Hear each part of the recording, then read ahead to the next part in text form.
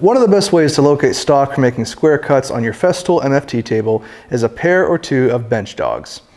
One thing we noticed is when time came to use the surface of the MFT to hold a large workpiece, our dogs often ran away.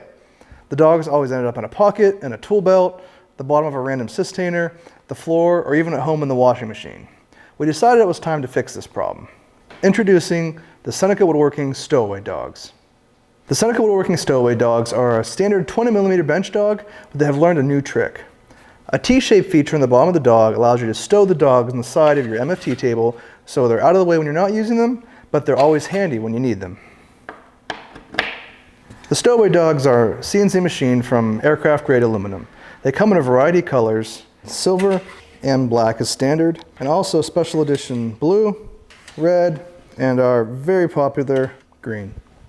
Click the link below to find out more about this or any of our other fine woodworking tools.